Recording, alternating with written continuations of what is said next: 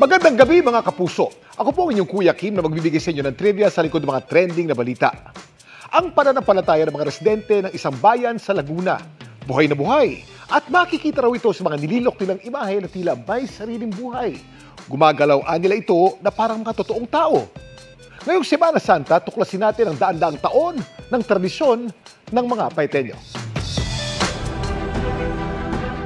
Sa tinuturing wood carving capital ng ating bansa sa bayan ng Paete sa Laguna, nagtatagpo raw ang sining at pananampalataya.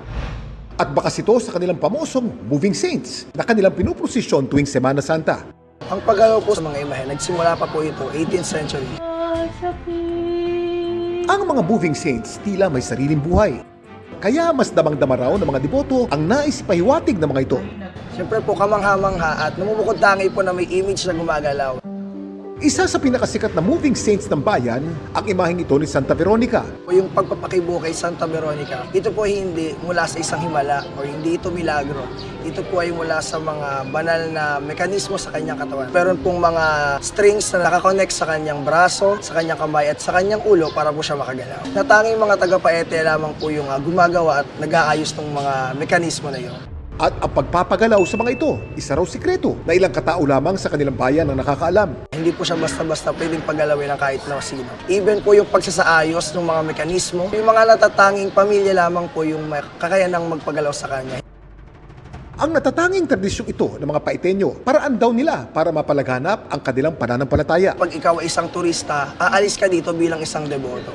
Ipinapakita po ng mga taga-Paete, hindi lamang kami arts, hindi lang kami gumagawa ng mga arts. Bagkus, itinuturo din po namin at ipinapakita kung ano nga ba yung kahalagahan ng debosyon at pananampalataya na siyang nakaugat sa kasaysayan ng ating kaligtasan. Pero alam niyo ba na maliban kay Santa Veronica, matitigan mo kaya ang lagay ng kahabag-habag? may isa pang sikat na moving saint ang pwedeng masilayan sa Paete? Anong mga kwento naman kaya ang nakaukit sa imaheng ito? Kuya Kim, ano na? Isa pa sa mga sikat na moving saint sa Paete ang imaheng ito ng Mater Dolorosa na likha ni Mariano Madriñan noong 1882. Tinampok ito noon sa International Exposition sa Netherlands, kung saan ito'y pinarangalan ni King Alfonso XII ng Espanya. Patunay lamang ito sa husay ng mga Paiteño sa paglililok at kanilang malalim na debosyon sa kanilang relihiyon. Samantala, para malaman ang trivia sa likod ng viral na balita, i-post o i-comment lang #Kuya Kim. Ano na? Laging tandaan, kimportante ang may alam. Ako po si Kuya Kim at sagot ko kayo 24 oras.